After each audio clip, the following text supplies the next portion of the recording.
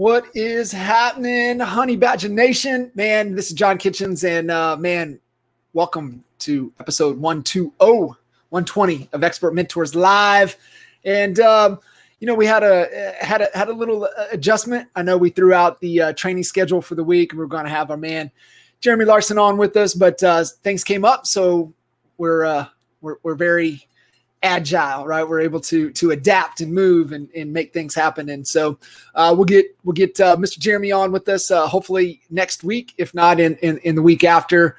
So I really, wanted to take this opportunity to really jump in and share with you guys, really systems and processes, right? It's something that, systems and processes coach or whatever, when you saw the intro video and stuff like that. So I wanted to be able to really unpack kind of what that might look like for you guys on this episode of Expert Mentors Live as we dive into core systems and processes.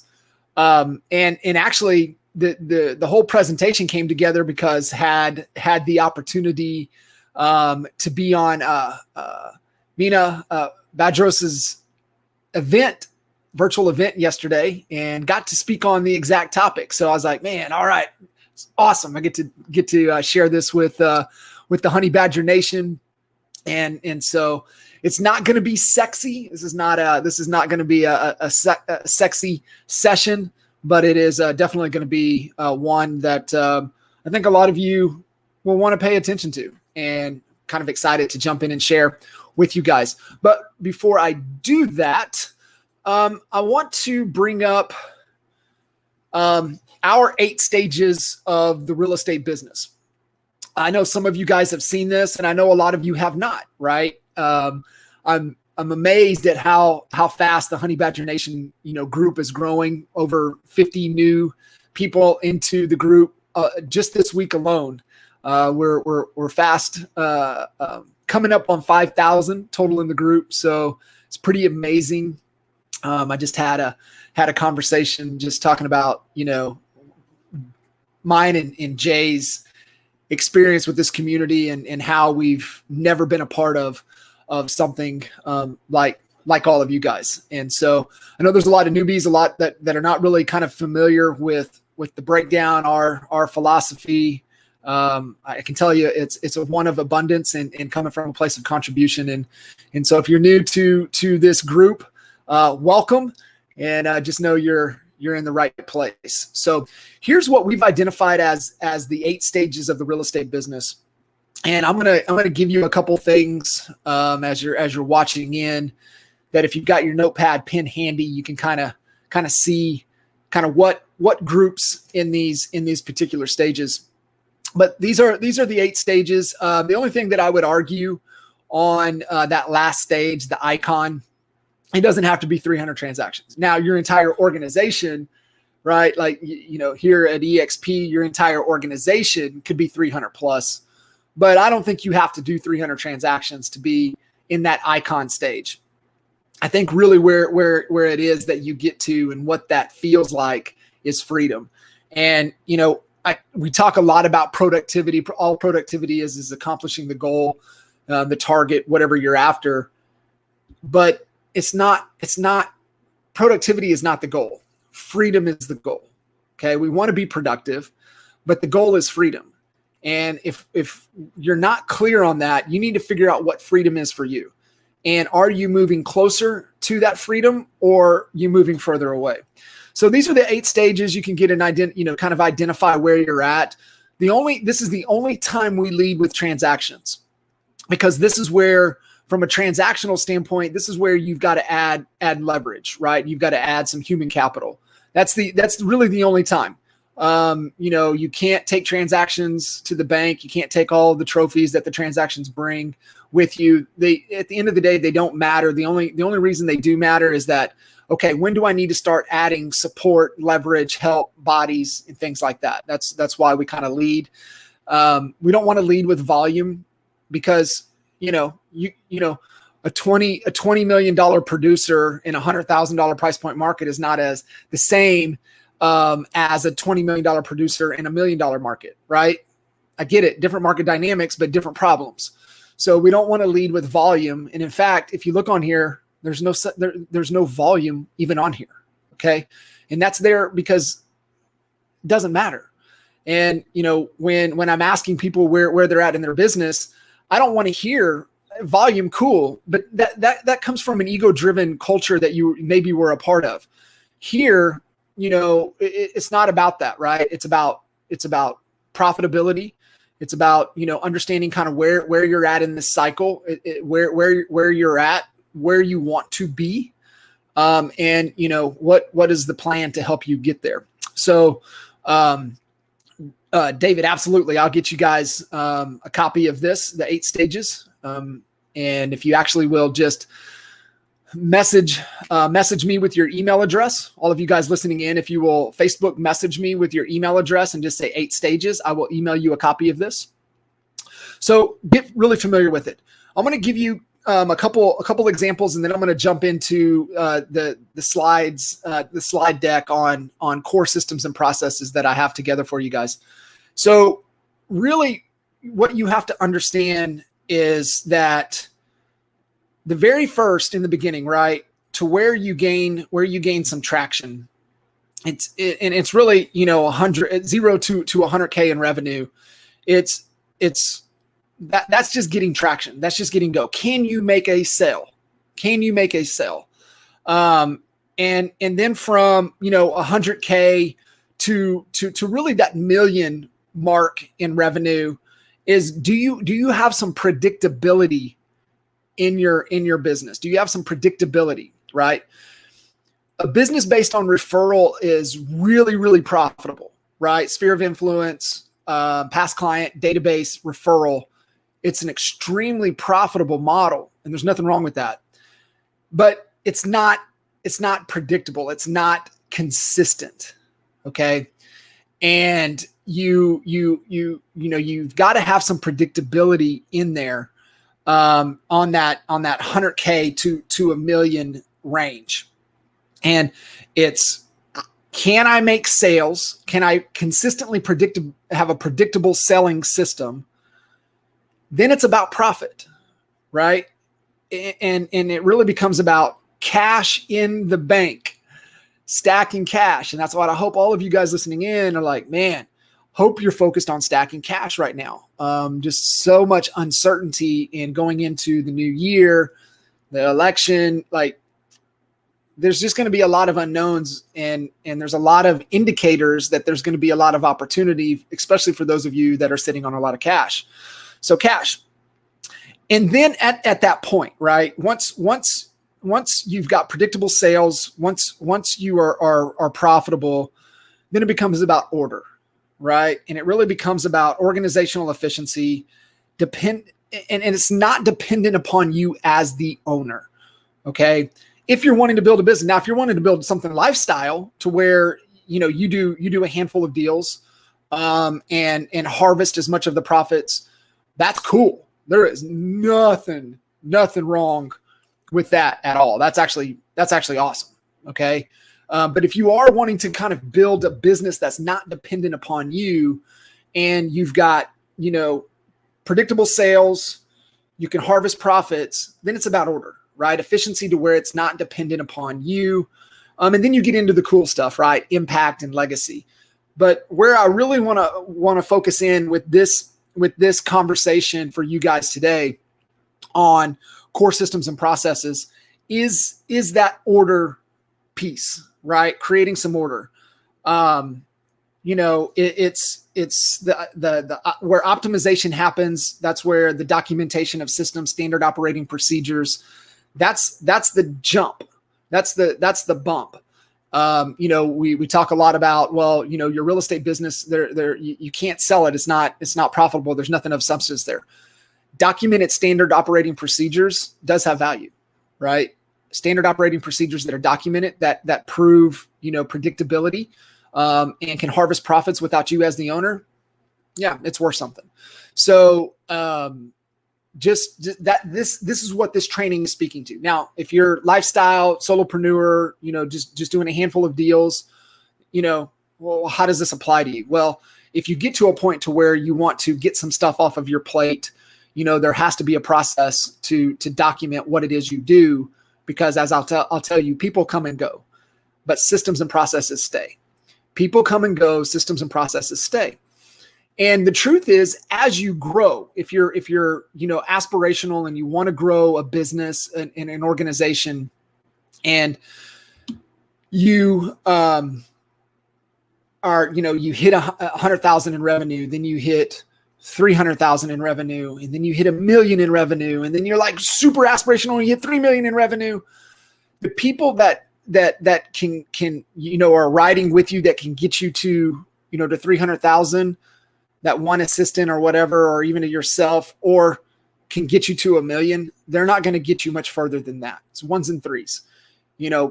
Most of your people, and I think that's where a lot of folks get, well, why aren't my people growing? Well, because your revenue is outgrowing their skill set and their ability to adapt and to grow, and it's okay. And so the best thing you can do is help them get into a position with another agent, a team, an organization that's in that revenue threshold that really fits their skill set. It's just understanding it, right? It's all principle based. So 8 stages of the real estate business, just some context there, kind of where you're looking at and who, like what this conversation is really, who it's going to speak to today. So I'm going to remove that, and then I'm going to share this deck with you guys and ladies tuning in. And cool. So if you guys are cool with this, I know you can kind of see the slides there, but if for some reason when I put Keynote on play mode, I can't see the screen, I can't see comments, I can't see anything. So if you guys are cool, I will run through it this way. So as you guys know, investor, strategic business advisor, coach for real estate agents that want to build a profitable business. And let's get this there. All right, cool. So here's kind of the agenda, the rundown that I'm going to take you guys through for the remainder of this Expert Mentors Live. And one is, what are systems and processes? 2, what are core processes of your real estate business? And then the 7 steps of creating system replication. Okay. So I'm going to take you through it. It's going to be a fire hose. Great thing. This is recorded and it's live here in the group, so you can go back and watch it at any time. After this presentation, if you guys have any questions, feel free, to throw it in the comments, message me, email me directly, and I'll help you guys get clear, help you out any way I can. So number 1, systems and processes. And, obviously the godfather of modern business management, Edwards Deming. If you can't describe what you're doing as a process, you don't know what you're doing. Okay. That's just a great mantra, a great reminder, especially when you're in that, creating structure type of mode. You've got some predictability. Now you need some optimization. If you can't describe what you're doing as a process, you don't know what you're doing. So being able to step back, really think through that. And hopefully after this training, this conversation, you will have some clarity around that. Business process management is really just a systematic approach to make your organization's workflow more effective, okay? More efficient and more, even more capable of adapting to this ever-changing environment, right? There are principles, but the environment is changing, right? It's changing fast. So this is really key to grab. So what's a system? A system is a group or combination of things or parts forming a complex whole, one whole thing. You could have your entire listing system, but you have the processes that make that up. And that's what this is, right? A process. Processes are all the related activities inside the system that work together to make it function. So that's just a good way to think about it. The processes are the larger or the smaller part of the larger system. And your system is the what, okay, as in what value you provide. Your processes are the how. Systems are what. Your processes are how we get it done. And how do all the activities inside your company work together to provide that value, okay? So it's hard, it's kind of confusing to understand, but this is the easiest way to understand the difference between a system and a process, your what and your hows. So core processes. So core processes are really just business processes that have significant impact for your organization. They represent the ongoing end-to-end practices that deliver an organization's goals. Okay, how do you deliver on what it is that you're wanting to accomplish? And the more that you can clarify and hone your processes, the more you will run your business as opposed to having your business run you, right? And that if you feel like you're getting ran over every day, it's just because we haven't spent enough time clarifying and really dialing in, those key systems and processes that really make your organization run. These are the core. So here's some examples. These are actually the core process examples that we had with Jay Kinder Real Estate Experts, that we adopted some of these, if not all of them, for Kinder Reese Real Estate Experts, the brokerage here in Dallas, before we moved over to EXP.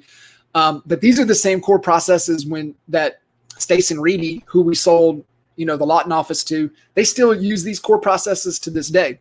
So one is customer acquisition, right? How do you acquire clients in your business? And here's the thing, right? As you see, there's only, 6 or 7. You're only going to have a handful. You don't have 20 different core processes. And, what we did is that we identified them, and then every quarter doing our quarterly strategic planning. So like right now, we're at the beginning of October, coming out of strategy, we would have picked one of these to improve upon, process improvement. So think about that. Every 6 or 7 quarters, you're fine tuning your core processes. You're adding better communication points. You're adding better technology. You're adding, what you need to do to continue the continuous cycle of process improvement. So once you identify them, you don't have to like dive all in. Take one a quarter, and that can maybe be your theme for the quarter that's rallied around that, and that's what you focus on to improve. Second was our Raving fan client experience. So creating Raving fans, and what's the communication, and what is that entire experience from the moment they engage with your organization forever, right? Forever. What is your hiring, onboarding, and retention processes? What is that? And I believe if you are growing, your hiring process is the number one most critical process in your organization. Period. So how do you find talent, onboard talent, and keep talent? And so having that in a documented, process is key. Training. We break apart training in 2 things: internal and external.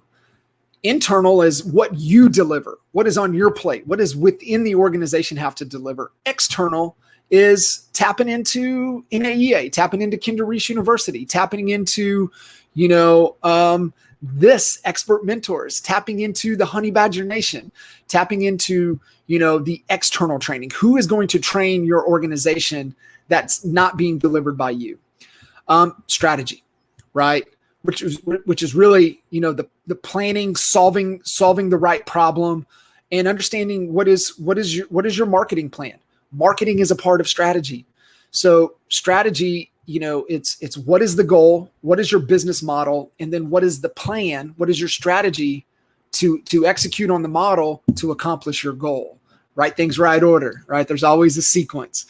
So what is that process that you guys have, right? Ours is, rhythm. It's quarterly rhythm, quarterly planning, identify, the key constraints. What's the, if the entire organization focused on this one thing over the next 90 days, it would propel our company forward. It would solve whatever problem our business is trying to solve. And, what is the rhythm? So that what's the monthly marketing and strategic of what we're, wanting to accomplish. What is it? And a lot of this then falls in with the customer acquisition piece too, right? And so they kind of work together. Accountability. What is your process for agreements versus expectation? How are you holding, not only your people but your organization accountable? And then financial and accounting. How are you measuring and managing the cash flow of your business, of your organization to maximize, and harvest the most amount of profits within your business. So these were ours. You can borrow, model, adapt, apply, leave out, add in. But these were the ones that we identified that were the most core to run our business at the level that we were able to run it. So those are the examples to be able to maybe model after. And the core process of your business is your way. Okay. This is a good get. When you have a clear way, what is the way you do business? And the way that we were maybe doing business because of what our goal was might be different than your way, right? What are all the ways to accomplish what it is that we're wanting to accomplish? So when you have a clear way, you immediately increase the value of your business. You strengthen control over it, and you give yourself options. Okay. When you have a way and you have a documented way, your business is really more valuable. So that's a real cool get. And just like when you're saying, okay, well, what are our core processes? And it's like, well, this is just the way we do business. This is, and right or wrong, indifferent, this is just our way. And so that's a pretty cool get, pretty cool understanding. All right. So the final thing that I wanted to chat with you guys and share was the 7 steps to kind of creating system replication. So you're like, shit, man. All right. I know I gotta create some systems. I gotta document some stuff. Okay. How do I do it? Don't overcomplicate it. Keep it simple. Okay. I'm gonna give you some real easy examples after I lay out these 7 steps that you guys can do immediately. So to systemize your organization through your core processes, it's 2 major steps. Okay. First, you have to document the core processes. Okay. Gave you the example. What are they? Pick one a quarter. Within a year and a half, you'll have them all documented. And you're like, well, a year and a half, I need to get that done sooner. Okay. How many priorities and documented systems have you done over the last 5 years? Most of the answer is no, none, 0, zilch. So you're like, okay, well, if I just pick one a quarter within a year and a half, I'll be 6.5 years in. Over the last 6.5 years, I have 6 core processes. So don't just trust me on this one. Second, you have to make sure that they are all followed. Okay. And I'm going to share the quote that's been on 3 dry erase boards, actually 4. From our Dallas office back to the Frisco office to the other Frisco office, now into the home office. And it's the only standards you have are the ones you enforce. Okay. The only processes, the only systems, the only things you have are the ones you enforce. Well, I have a high standard. Well, do you enforce that high standard? Not all the time. Then you don't have a high standard. And it's the same thing in anything you do, right? The only things you have are the things that you enforce. Okay. And just take that to heart. So here's what we kind of call our multi-million-dollar business system. And this is the system to get them documented and into the business and creating replication. In fact, we've only shared this with our agent to CEO clients. Okay. Those that have attended our agent to CEO event, they've only gotten that. We've done 2 of them over the last 2 years. And those are the only people that have even been able to get this. So, like I said, I had the opportunity to share this with Mina yesterday and at his event, and then giving it to you honey badgers out there. Don't want to keep anything from you. So number 1, first, decide who is going to be involved in the process. Okay. It's no different than when you have a priority. Who owns it, right? You have lead, your lead management. Who owns lead management? Who's responsible for sales? Who's responsible for marketing? Who's responsible for operations? Who is going to be involved in this process? And will everyone in the company, or just a few, right? So if you've got like 4 or 5 in your organization, will everybody be a part of documenting, or will just a few? And usually the answer is just a few, right? For us, it was just the keys, right? So when we went through this process, we had, transaction coordinator, listing coordinator. We actually had somebody in marketing. We had, ISA. We had somebody over sales, somebody over accounting. So each of those major functions, they were responsible for documenting what they did. And that's how we got, created everything out. 2, develop a comprehensive list of your systems and processes and prioritize them by the position that does the work. Okay. So what we did is that we just took a spreadsheet and we just went through and just started listing out everything, right? You have your core processes, your key systems, whatever. And then, what's all the hows, right? What's all the hows? And that's what I want you to think of with this, right? What are all the hows within your business? What are all the things that you do on a day-to-day basis? And start listing them out. And, if you're a solo agent where you want to, and you're like, man, I got to get some help.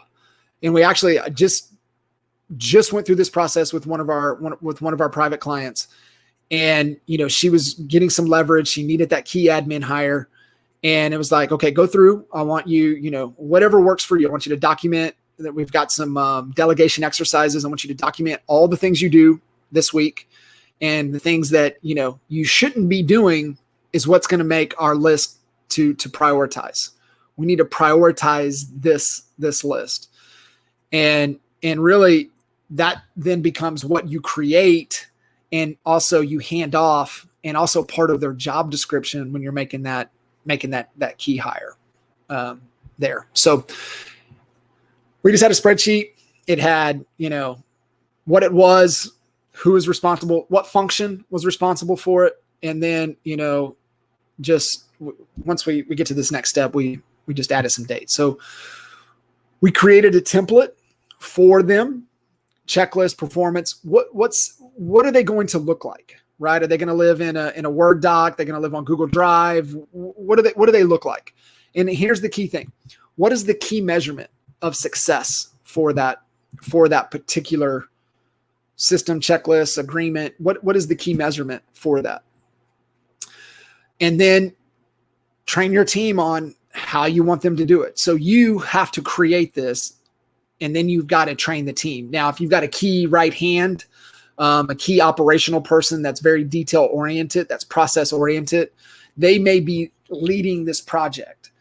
And, but they've got to train people that are going to be responsible for getting the stuff out of their head if it's not documented already.